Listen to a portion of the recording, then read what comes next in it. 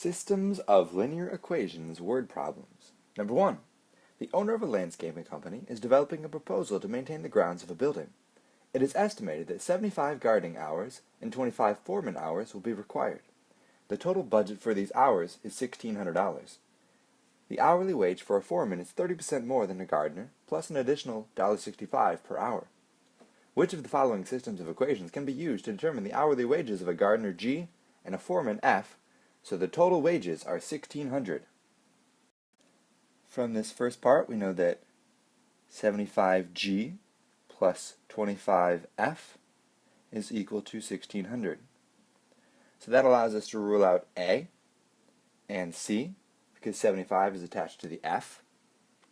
Then, since the foreman has a larger wage, specifically 30% of a gardener's plus $1.65, we see that B is the correct answer, because foreman is equal to 1.3, which equals 130% of the gardener's wage, plus $1.65.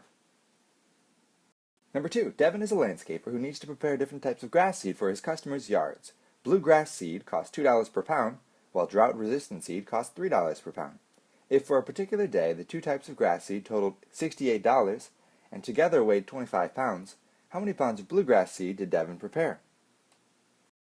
So I'm going to use B for bluegrass seed, 2 times B, and D for drought-resistant seed, 3 times D, and the total cost was $68. Now I know they're both prices are per pound, so I can also write B plus D is equal to 25. In the end, the variable I'm looking for is bluegrass seed. So I want to cancel out my D variable so that only B is left. If I notice my columns, I see that B is twice and D is 3 times the other equation. So what I can do then is multiply this bottom equation by 3. That way the D coefficients line up and I'll be able to cancel straight down. So the B becomes a 3B, D becomes a 3D, and 25 becomes a 75. This is my new equation. Let's move it up a little bit. And I can subtract straight down all 3 columns. 2B minus 3B gives me a negative B. 3D minus 3D just cancels out, left with 0. And on the right, 68 minus 75 gives me a negative 7. If I divide both sides by a negative 1, I get that B is equal to 7.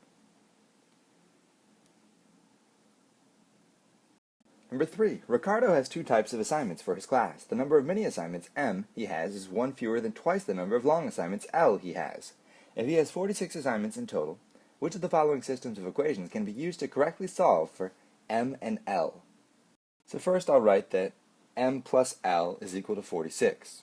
That's the total number of assignments, long and mini. This allows me to rule out both B and D. And if I translate this sentence into an equation, it tells me that M is equal to 1 fewer than twice the number of long. So twice the number of long minus 1, which corresponds with A.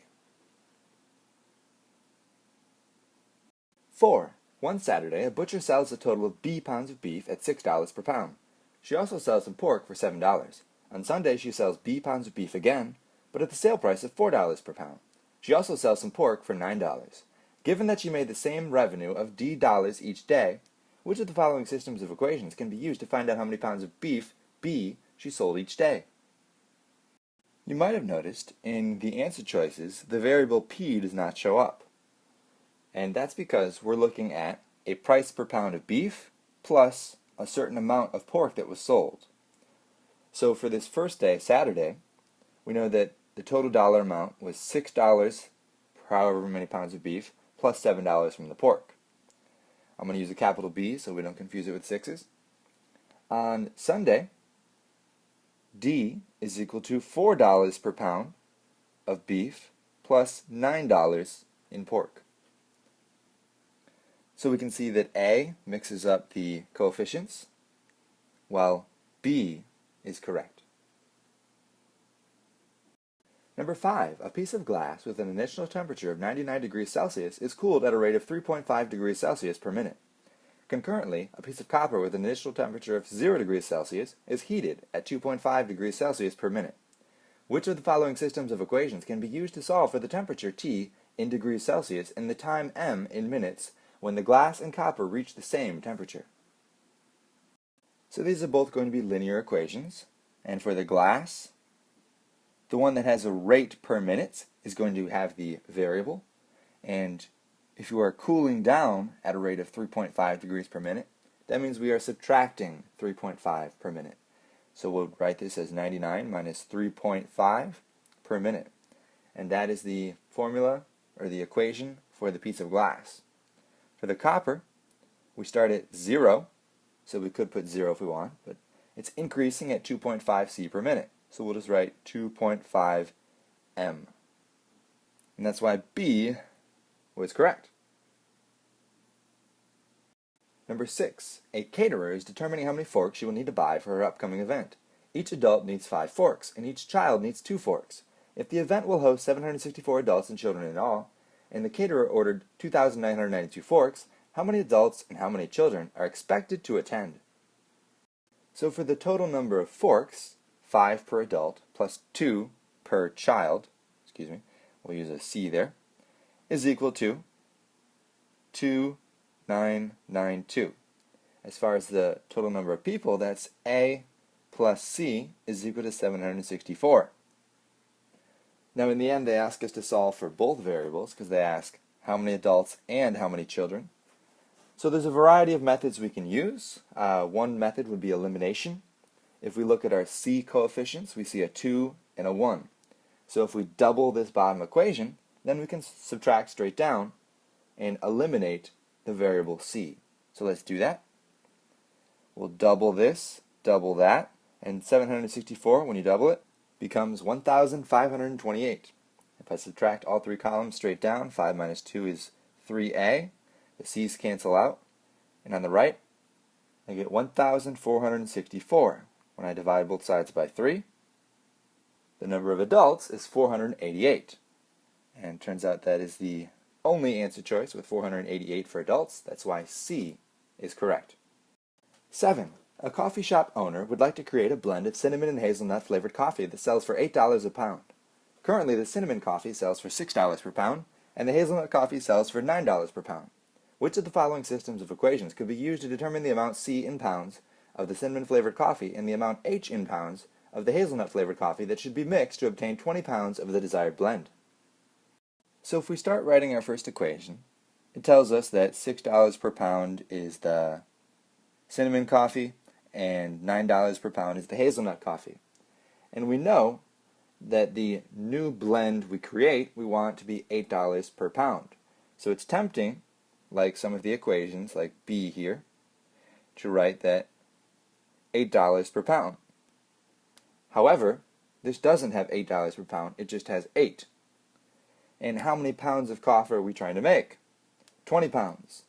So it turns out we have to multiply that $8 per pound times the 20 pounds we want, and we'll set this equation equal to 160, which is 20 times 8. And we can identify here our answer is already C. But additionally, we know that the total number of pounds of cinnamon coffee plus the total number of pounds of hazelnut coffee must equal 20.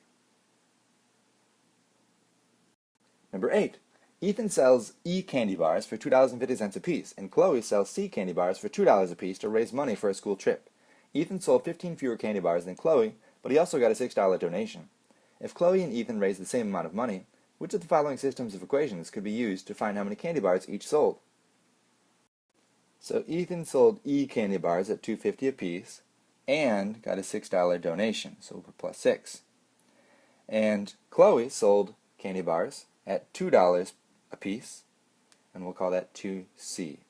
And we know that the number of bars that Ethan sold is equal to the number that Chloe sold minus 15. Well, this is why our answer is B. You'll notice that both A and C had Chloe selling more candy bars, which is incorrect. And for choice D, it was Chloe that had the $6 donation. That's why that one was wrong. Number 9, Liam deposits L dollars into an account that earns 0.9% in simple interest each year. Grace deposits G dollars into an account that earns 1.1% in simple interest each year. Both Liam and Grace let their money earn interest for 1 year and make no further deposits. If Liam's initial deposit was $800 more than Grace's, and if both Liam and Grace earn the same amount of interest after 1 year, which of the following systems of equations could be used to find their initial deposits? So let's start with this phrase, if Liam's initial deposit was $800 more than Grace's.